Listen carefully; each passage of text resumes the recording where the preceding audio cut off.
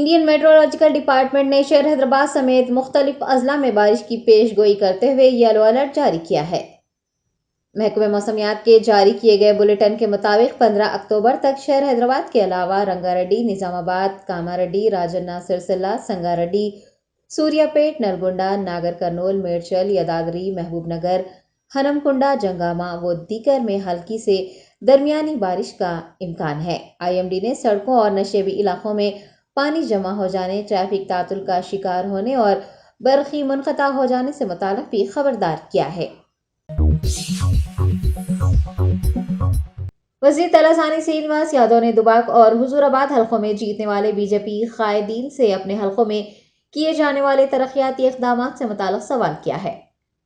صنعت نگر حلقے کے بنسی لال پیٹ میں تلاسانی نے کئی ترقیاتی کاموں کا آغاز کیا۔ اس موقع پر حکومت تلنگانہ کی زیر قیادت انجام دیے جانے والے فلاحی و ترقیاتی پروگرامز کا انہوں نے ذکر کیا۔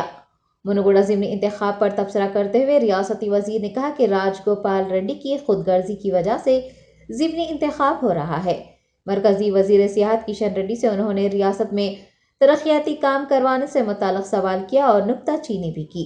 تلاسانی نے عوام پر زور دیا ہے کہ وہ BJP کی باتوں پر یقین نہ کریں جس سے الیکشن آتے ہی مذہب اور ذات پات یاد آ جاتے ہیں۔ سینیماٹوگرافی منسٹر نے آئندہ ماہ ہونے والے منوگوڑا ضمنی انتخاب میں TRS امیدوار کی کامیابی کو یقینی قرار دیا۔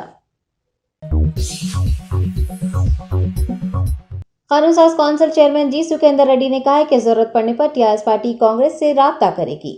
جی سکھیندر ریڈی نے کہا ہے کہ وزیر اعلیٰ KCR کے وزیر اعظم بننے کا امکان ہے اور اس صورت میں پارٹی کانگریس قائدین سے ملاقات کر سکتی ہے۔ منوگوڑا ضمنی انتخاب میں انہوں نے TRS کی جیت کو یقینی قرار دیتے ہوئے کہا ہے کہ عوام بخوبی جانتی ہے کہ BJP کی جانب سے انتخاب لڑنے والے کومٹی ریڈی راج گوپال ریڈی نے 18,000 کروڑ روپیوں کا کانٹریکٹ حاصل کیا ہے۔ TRS قائد کا ماننا ہے کہ مستقبل میں اگر کانگریس کمزور ہوگی تو BJP کو اس کا فائدہ پہنچے گا اور اگر کانگریس مستحکم ہوتی ہے تو یہ TRS کے لیے فائدہ مند ہوگا۔ ED اور CBI کے ساتھ مل کر KCR اور ان کے افراد خاندان کو پھنسانے کی کوشش کرنے کا انہوں نے مرکزی حکومت پر الزام عائد کرتے ہوئے تنقید کی ہے۔ گپتا سکھیندر ریڈی نے پیش قیاسی کی ہے کہ آئندہ ماہ منعقد ضمنی انتخاب میں TRS امیدوار کو 25 تا 30 ہزار ووٹوں کی اکثریت سے کامیابی حاصل ہوگی۔ YS شرمیلا نے تلنگانہ حکومت پر کلیشورم پروجیکٹ کے نام پر 70,000 کروڑ روپے کا گھوٹالہ کرنے کا الزام لگایا ہے۔ پرجا پرستھانا یاترا کے تحت YSRTP سربراہ جکل حلقے کے بچکنڈا منڈل کے مشن کلکل گاؤں میں پہنچی جہاں پر عوام نے ان کا پرتپاک استقبال کیا۔ YS شرمیلا نے اس موقع پر عوام سے خطاب کرتے ہوئے KCR پر نکتہ چینی کی۔ انہوں نے کہا کہ وہ عوام کے خزانے کو لوٹ رہے ہیں اور اسکوٹر پر گھومنے والے KCR نے طیارہ خرید لیا ہے۔ ان کا کہنا ہے کہ YSR کے 38,000 کروڑ کی لاگت سے تعمیر ہونے والے اس پروجیکٹ کی لاگت کو بڑھا کر 1 لاکھ کروڑ سے زائد کر دیا گیا۔ تلنگانہ کے عوام سے YS شرمیلا نے اپیل کی ہے کہ وہ TRS کو ووٹ دے کر KCR کو دوبارہ موقع نہ دیں۔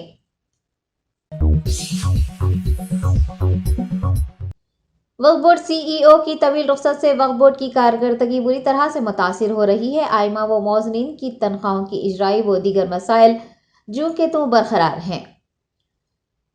ذرائع کے مطابق عوام گزشتہ 1 ماہ سے مختلف مسائل لے کر وقف بورڈ دفتر کے چکر کاٹ رہے ہیں لیکن ان کے مسائل کی یکسوئی نہیں ہوئی ہے کیونکہ موجودہ CEO شاہ نواز قاسم طویل رخصت پر ہیں۔ بتایا گیا ہے کہ وقف ایکٹ کے مطابق اندرون 2 ماہ ریاستی وقف بورڈ کا اجلاس لازمی طور پر منعقد کیا جانا چاہیے لیکن 6 ماہ کا وقفہ گزرنے کے دوران 1 مرتبہ ہی اجلاس منعقد کیا گیا۔ کئی مسائل حل طلب ہیں، احکامات کی اجرائی بھی ہونی ہے۔ وقف بورڈ ارکان کے مسلسل اصرار اور صدر نشین کی ہدایت کے باوجود حکام تساہلی برت رہے ہیں اور اجلاس منعقد کرنے میں پس و پیش سے کام لے رہے ہیں۔ سمجھا جا رہا ہے کہ اب جو اجلاس منعقد ہوگا اس میں وقف بورڈ کی جانب سے موجودہ CEO کو برخاست کرنے، مستقل CEO کا تقرر کرنے کے لیے قرارداد منظور کی جائے گی اور شاید اس لیے ہی حکام کاہلی کا مظاہرہ کر رہے ہیں۔ یاد رہے کہ CEO کے عہدے پر کوئی مستقل عہدیدار نہ ہونے کے باعث وقف بورڈ کے ملازمین کی منمانی جاری ہے، جبکہ وقف بورڈ جیسے ادارے میں مچی اس اتھل پتھل نے لینڈ گریبرز کے حوصلے بلند کر دیے ہیں۔ راتوں رات قبرستانوں اور درگاہوں کی اراضی پر ناجائز قبضے کیے جا رہے ہیں۔ وقف بورڈ صدر نشین محمد مسیح اللہ خان، بورڈ کے ارکان نے جز وقتی CEO کی کارکردگی پر سوال اٹھائے ہیں۔ ناسازی صحت کی بنیاد پر طویل رخصت حاصل کرنے والے CEO کی 15 اکتوبر کو رخصت ختم ہو رہی ہے۔ اس کے باوجود وقف بورڈ اجلاس کے انعقاد کے کوئی آثار نظر نہیں آ رہے ہیں۔ فوری طور پر بورڈ کے عہدیداروں میں سے کسی کو وقف بورڈ کا انچارج CEO بنانے اور کارکردگی کو بہتر بنانے کے اقدامات کرنے پر غور کیے جانے کی اطلاعات بھی موصول ہو رہی ہیں۔ وقف بورڈ جیسے اہم ادارے کا اتنی لاپرواہی برتنا، CEO کی طویل رخصت پر چلے جانا، وقف بورڈ اجلاس کو منعقد نہ کرنا، یہ ظاہر کر رہا ہے کہ عہدیدار بورڈ کی کارکردگی کو بہتر بنانے کے بجائے بورڈ کی شبیہ کو متاثر کرنے کا سبب بن رہے ہیں۔ نظام آباد ضلع جمعیت علماء صدر حافظ محمد لئی خان نے میڈیا کے نمائندوں سے بات کرتے ہوئے بتایا ہے کہ وہ ائمہ و مؤذنین کے ماہانہ اعزازیہ و دیگر مسائل کے حل کے لیے CEO کا انتظار کر رہے ہیں، دفتر کے چکر کاٹ رہے ہیں۔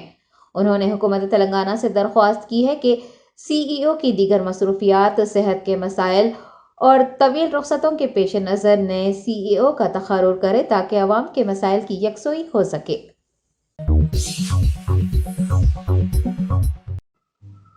محکمہ انکم ٹیکس کے عہدیداروں نے شہر حیدرآباد کے مختلف مقامات پر آج چھاپے مارے۔ تفصیلات کے مطابق ہائی ٹیک سٹی اور کوکٹ پلی میں واقع خانگی کمپنیوں اور دفاتر کی IT حکام نے تلاشی لی ہے اور RS برادرز سے وابستہ مکانات اور دفاتر پر چھاپے مارے ہیں۔ حال ہی میں RS برادرز کی جانب سے ریئل اسٹیٹ سیکٹر میں سرمایہ کاری کرنے کی اطلاعات ملی ہیں۔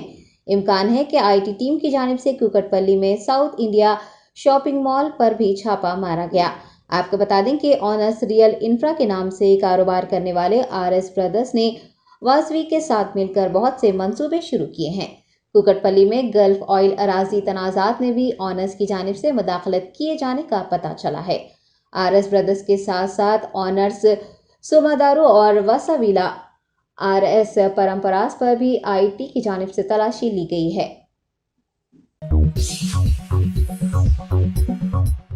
عثمانیہ یونیورسٹی میں 2 روزہ جاب میلہ 15 تا 17 اکتوبر منعقد کیا جا رہا ہے۔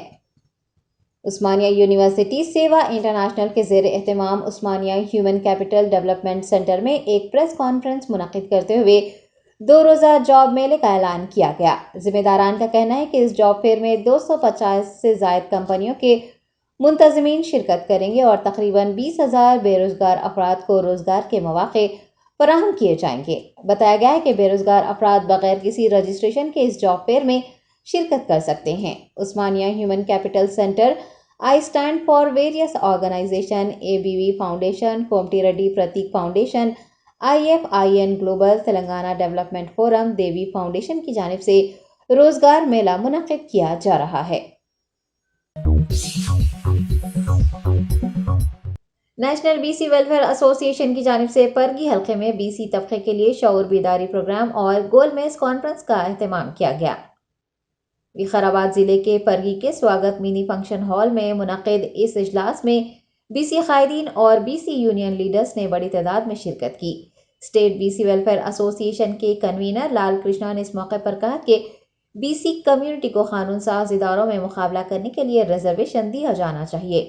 ان کا کہنا ہے کہ 80% BC طبقے کے ممبران اگر حلقے میں موجود ہیں تو BC لیڈر ہی حلقے کا MLA بنے گا۔ لال کرشنا نے ایک دوسرے کا ساتھ دینے اور BC امیدوار کو MLA منتخب کرنے کی خواہش کی ہے۔ اعلیٰ عہدوں پر فائز ہونے کے لیے طلباء کو تعلیم کی فراہمی کو کنوینر BC ویلفیئر نے ضروری قرار دیا ہے اور BC ذاتوں کو مشورہ دیا ہے کہ وہ ہر چھوٹی بات پر دل برداشتہ ہو کر خودکشی نہ کریں بلکہ حوصلے و ہمت کے ساتھ آگے بڑھیں۔ حج ہاؤس کے احاطے میں واقع مسجد میں مصلیوں کو اسپیکر خراب ہو جانے اور صاف صفائی نہ ہونے سے دشواریاں پیش آ رہی ہیں۔ ذرائع کے مطابق حج ہاؤس نامپلی میں واقع مسجد کا ساؤنڈ سسٹم 15 سالوں سے استعمال ہو رہا ہے۔ مصلیوں کا کہنا ہے کہ اسپیکر خراب ہو جانے سے اذان سنائی نہیں دے رہی ہے اور نماز و خطبہ جمعہ کے دوران انہیں مشکل پیش آ رہی ہے۔ اس پر ستم ظرف یہ ہے کہ جائے نمازوں پر بلیوں کی گندگی پائی جا رہی ہے اور صاف صفائی کو نظر انداز کیا جا رہا ہے۔ آپ کو یاد دلا دیں کہ حج ہاؤس کی عمارت میں ہی وقف بورڈ کا دفتر واقع ہے اور ایسا لگتا ہے کہ احاطے میں موجود مسجد کے مسائل سے یا تو وقف بورڈ عملہ ناواقف ہے یا پھر جان بوجھ کر مسجد میں صاف صفائی کے اقدامات و دیگر سہولیات کو نظر انداز کیا جا رہا ہے۔ مصلیوں نے اہل خیر حضرات سے خواہش کی ہے کہ وہ مسجد میں ساؤنڈ سسٹم کی فراہمی کے لیے تعاون کریں۔ جمعیت القریش حیدرآباد سے وابستہ تمام بیوپاریوں نے صدر نشین حج کمیٹی و صدر جمعیت القریش محمد سلیم سے ملاقات کی۔ سلاٹر ہاؤس انچارج اور تلنگانہ اسٹیٹ کے بیوپاریوں کی جانب سے محمد سلیم کو آج تہنیت پیش کی گئی اور ان کی جانب سے کیے جا رہے سبھی اقدامات کی ستائش کرتے ہوئے کہا کہ وہ ان کی کارکردگی سے مطمئن ہیں اور خوش ہیں۔ اس موقع پر بابا بھائی مغل گڈا، ابرار قریشی، محمد عبدالرحمان عتیق جوائنٹ سیکرٹری و دیگر موجود تھے۔ میڈیا کے نمائندوں سے بات کرتے ہوئے جوائنٹ سیکرٹری محمد عبدالرحمان عتیق نے کہا ہے کہ جمعیت القریش صدر محمد سلیم کی شبی کو متاثر کرنے کے لیے سوشل میڈیا کے ذریعے غیر غلط خبریں پھیلائی جا رہی ہیں اور جو خبریں گشت کر رہی ہیں وہ محض پروپیگنڈا ہے۔ Additional commissioner of police Vikram Singh مان نے نماز جمعہ کے پیش نظر چار مینار اور اطراف و اکناف کا دورہ کیا۔ ساؤتھ زون ڈی سی پی سائی Chaitanya, D C P traffic, اے سی پی چار مینار و دیگر اہلکاروں کے ہمراہ ایڈیشنل سی پی نے نماز جمعہ کے موقع پر کیے گئے حفاظتی اقدامات کا جائزہ لیا اور چار مینار، اطراف و اکناف کا دورہ کرتے ہوئے اہلکاروں سے تفصیلات حاصل کی۔ بعد ازاں انہوں نے موبائل کنٹرول سینٹر بس کا بھی معائنہ کیا۔ بھوانی نگر پولیس اور south zone task force team نے مشترکہ کارروائی کرتے ہوئے ایک قتل کا معمہ حل کرتے ہوئے 6 افراد کو گرفتار کیا ہے۔ South zone task force team اور بھوانی نگر پولیس نے ایک اطلاع پر کارروائی کرتے ہوئے 6 افراد کی گرفتاری عمل میں لائی ہے، جبکہ ان کے 2 ساتھی مفرور ہیں۔ پولیس نے بتایا کہ ان افراد نے رین بازار پولیس حدود میں 4 اکتوبر کو سید بختیار آغا قریشی کا، جو کہ راؤڈی شیٹر تھا، قتل کر دیا تھا۔ ملزمین کے قبضے سے پولیس نے 4 چاقو، 2 موٹر سائیکلیں، 5 سیل فونز برآمد کر لیے ہیں اور انہیں عدالتی تحویل میں دے دیا ہے۔ ڈی سی پی ساؤتھ زون سائی چیتنیا نے میڈیا سے بات کرتے ہوئے اس کیس سے متعلق تفصیلات بتائی ہیں۔ ورنگل شہر کے ایم جی ایم اسپتال میں سانپ داخل ہونے سے مریض اور طبی عملہ خوفزدہ ہو گئے۔ تفصیلات کے مطابق ایم جی ایم اسپتال کے فیور وارڈ میں اچانک سانپ نظر آیا، جس سے عملہ اور مریض خوف کے مارے بھاگ کھڑے ہوئے۔ مریضوں اور اسپتال عملے کا کہنا ہے کہ کوبرا اسپتال میں داخل ہوا تھا، جسے دیکھ کر وہ گھبرا گئے۔ اس کی اطلاع فوری ایم آر او کو دی۔ بتایا گیا ہے کہ ایم آر او نے سانپ پکڑنے والے افراد کو فون کر کے طلب کیا۔ بعد ازاں وہ اسپتال پہنچے اور سانپ پکڑ کر جنگل کے اہلکاروں کے حوالے کر دیا۔ مریضوں اور عملے نے راحت کی سانس لی۔ آپ کو بتا دیں کہ ایم جی ایم اسپتال میں چوہے کے کاٹنے سے کچھ عرصہ پہلے ایک مریض کی موت ہو گئی تھی اور اسپتال عملے پر شدید نکتہ چینی کی گئی تھی۔ عوام نے شکایت کی ہے کہ عملے کی جانب سے اسپتال کے اطراف و اکناف کو صاف ستھرا نہ رکھنے پر اس طرح کے واقعات پیش آ رہے ہیں۔ اس واقعے کے منظر عام پر آنے کے بعد سوشل میڈیا پر نیٹیزنز نے اسپتال عملے پر برہمی جتائی ہے۔ تلنگانہ پردیش کانگریس کمیٹی صدر ریونت ریڈی نے این ایس یو آئی کے زیر اہتمام جمہوریت کے تحفظ کے لیے پدابھی وندنم پروگرام کا آغاز کیا۔ حلقہ اسمبلی منوگوڈو کے کومپلی میں ریونت ریڈی کے ہاتھوں اس پروگرام کا آج آغاز ہوا ہے، جو کہ 3 نومبر تک جاری رہے گا۔ اس پروگرام میں تلنگانہ پردیش کانگریس کمیٹی کے سینئر قائدین، منوگوڈو اسمبلی ضمنی انتخاب کی کانگریس امیدوار، این ایس یو آئی کے لیڈرز و دیگر نے حصہ لیا۔ حیدرآباد کے اپل علاقے میں نامعلوم افراد نے ایک 78 سالہ شخص اور اس کے بیٹے کا بے دردی سے قتل کر دیا۔ تفصیلات کے مطابق یہ واردات آج صبح 5:30 بجے پیش آئی ہے۔ چند نامعلوم افراد نے اپل علاقے میں نرسیما اور اس کے بیٹے سرینواس پر کلہاڑی سے حملہ کر دیا، جس کے نتیجے میں ان کی موت واقع ہو گئی۔ پڑوسیوں کا کہنا ہے کہ انہوں نے ایک شخص کو گاندھی کے مجسمے سے سڑک کی جانب دوڑتے ہوئے دیکھا تھا۔ مقامی عوام کے مطابق نرسیما اور سرینواس نرم مزاج تھے اور اپنے پڑوسیوں کے ساتھ دوستانہ تعلقات رکھتے تھے۔ پولیس نے اس واقعے کی اطلاع ملنے پر کلوز ٹیم کے ہمراہ وہاں پہنچ کر تفصیلات حاصل کی۔ ابتدائی تحقیقات میں پتہ چلا ہے کہ قاتل نے نرسیما کو نشانہ بنایا تھا اور جب سرینواس اپنے والد کو بچانے پہنچا تو اس پر حملہ کر دیا۔ پولیس نے مقدمہ درج کرتے ہوئے تحقیقات کا آغاز کیا ہے۔ پرانے شہر کے لال دروازہ علاقے میں واقع ایس ایل اسپتال کے ڈاکٹرز پر بدماشوں نے حملہ کیا ہے۔ تفصیلات کے مطابق پارکنگ کو لے کر پڑوسیوں کے ساتھ جھگڑا کرنے والے 5 شرپسندوں نے اسپتال کے اندر موجود ڈاکٹرز اور عملے کے 8 ارکان کو اپنے غصے کا نشانہ بناتے ہوئے ان پر حملہ کر دیا۔ اسپتال انتظامیہ کا کہنا ہے کہ اس دوران اسپتال آنے والی ایک حاملہ خاتون کو بھی مشکل پیش آئی کیونکہ راستہ بند ہو جانے سے وہ ڈاکٹر سے رجوع نہیں ہو سکی۔ نمائش سوسائٹی کے نائب صدر اشونی مارگم نے بتایا ہے کہ آل انڈیا صنعتی نمائش کا 1 جنوری سے آغاز ہوگا۔ ذرائع کے مطابق 30 ستمبر کو نئی کمیٹی تشکیل دی جا چکی ہے۔ میڈیا کے نمائندوں سے بات کرتے ہوئے اشونی مارگم نے کہا کہ سوسائٹی کی تکمیل کے لیے درخواست فارم جاری کیے جا رہے ہیں۔ سٹالز کے مالکین کو ایگزیبیشن سوسائٹی دفتر پر فارم جمع کروانے کے لیے کہا گیا ہے اور اس کی آخری تاریخ 15 نومبر مقرر کی گئی ہے۔ حیدرآباد میں نمائش کے انعقاد کے بعد کریم نگر ضلع میں بھی نمائش شروع کرنے کا آل انڈیا ایگزیبیشن سوسائٹی نے منصوبہ بنایا ہے۔ ہندوستان میں کرونا وائرس کے 2678 نئے کیسز اور 10 اموات ریکارڈ کی گئی ہیں۔ 24 گھنٹوں میں درج 2678 نئے کیسز کی تعداد گزشتہ روز درج ہونے والے کیسز کے مقابلے کم ہے۔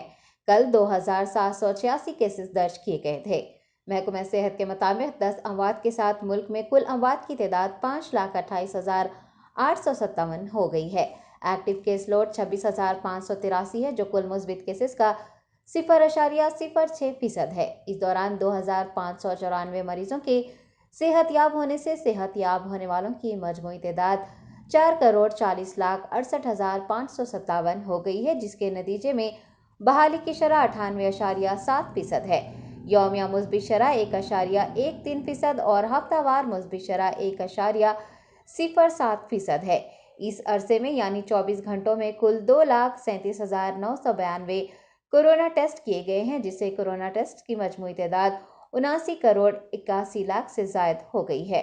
ملک میں جاری ٹیکہ اندازی مہم کے تحت ٹیکہ لینے والوں کی تعداد 219 کروڑ سے تجاوز کر چکی ہے اور 4,11,00,000 نوجوانوں نے ویکسین کی پہلی خوراک لی ہے۔ Germanten super speciality hospital doctor Mir Jawad Zar Khan senior experienced orthopaedic surgeon bone fracture joint replacement hip replacement اور اسپائن سرجری کامیابی سے انجام دے رہے ہیں۔ اس کے علاوہ neurosurgery cardiology gynaecology dental general medicine dialysis اور فزیو تھراپی جیسے شعبات میں انتہائی کامیابی کے ساتھ واجبی فیس میں علاج کیا جا رہا ہے۔ شیئرنگ اور پرائیویٹ رومز اسپتال میں 24 گھنٹے MRI CT scan 2D digital X ray ultra sound operation theatre ICU اور لیب کی سہولت دستیاب ہے۔ آپ کی امیدوں کے عین مطابق Germanten super speciality hospital pillar number 150 عطا پور حیدرآباد